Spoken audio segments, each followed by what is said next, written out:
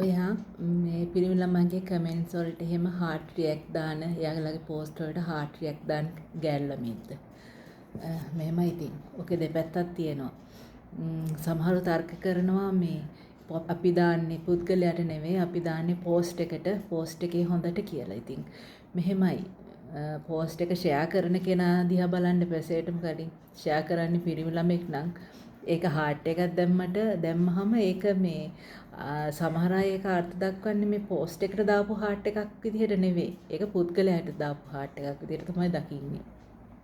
ඒ නිසා දැන් සමහර හිතන්නකෝ එයාගේ ගර්ල් හරි වයිෆ් හරි ඕක දැකලා රණ්ඩුවට එන්නත් පුළුවන් ඔයත් එක්ක. ඔයා ගෑල් ළමෙක් නිසා.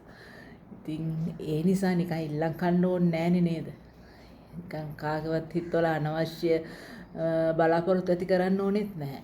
ඉතින් හાર્ට් එක කියන්නේ රෙඩ් හાર્ට් එක කියන්නේ ඇත්තටම ආදරය කියන එක. ඉතින් පෝස්ට් එක කොච්චර හොඳ වුණත් හાર્ට් දාන්න ඕනේ නැහැනේ.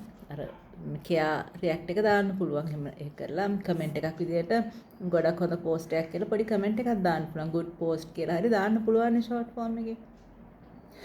ඒ නිසා මම නම් මේ පුද්ගලිකව මේ ප්‍රතිපත්තියක් විදියට පොලිසි එකක් විදියට පිරිමි ළමයිට හાર્ට් වලින් රියැක්ට් කරන්නේ නැහැ.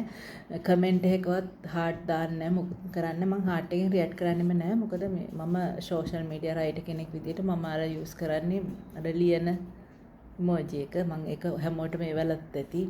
කියන්නේ ඒ සමහරව අහනවා ඒවා මේකේ වන්නේ කියලා. ඇත්තට මට ඒකත් මෙතනදී කියන්න ඕන මම ඒකේ එවන්නේ මේ මම අර සෝෂල් මීඩියා රයිටර් කෙනෙක් විදියට මම යූස් කරන්නේ ඒ ඉමෝජි එක මම හાર્ට් වලින් එහෙම කිසිම කෙනෙකුට කමෙන්ට් කරන්නේ නැහැ පිරිමි ළමයිට. මේ ඒ නිසා මම ගෑල් ළමයෙකුට නම් හાર્ට් දාන වෙලාවල් තියෙනවා. පිරිමි ළමයින්ට මම කිසිසේත්ම මේ හાર્ට් එකක් භාවිත කරන්නේ නැහැ. ඒක මගේ පොලිසි එකක්. ඉතින් ඒකයි මම මෙහෙම යවන්නේ. මොකද මට දැන් ෆෑන්ස්ලා කොටසක් ඉන්නවා. ඉතින් එයාලට මම රියැක්ට් කරන්න ඕනේනේ. ඉතින් මම හાર્ට් වලින් රියැක්ට් කරන්නේ නැහැ. එකයි මම ඒක එවන්නේ. ඔයාලව පිළිගත්තා කියන්න. ඉතින් මම කියන්නේ ඔයාලට කැමති නම් හાર્ට් දාන්න එක මට ප්‍රශ්නයක් නැහැ. මට එහෙම අයිතියකුත් නැහැ එපා කියන්නේ. මම කියන්නේ ඇයි ඉල්ලම් කන්නේ මොකටද නේද? හાર્ට් දාන්න ඕනේ නැහැ පිරිමි ළමයින්ට අනේ ටිකක් තමන්ගේ තත්ත්වය තියාගෙන ඉන්න මේ නිකන් ඉල්ලගෙන කන්න යන්න නිකන් වැරදි නාමයක් තමන්ට දාගන්න ඕනේ නැහැ. ටිකක් ක්වොලිටි එකට ඉන්න මේකේ.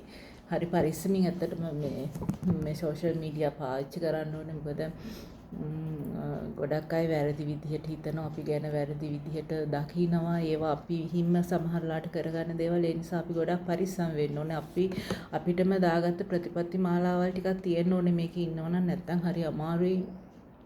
මේකේ ඉන්න දිගටම රැඳෙන්න අමාරුයි. ගොඩක් ප්‍රශ්න එනවා. මම මේකයි ඔයාලට එක කිව්වේ.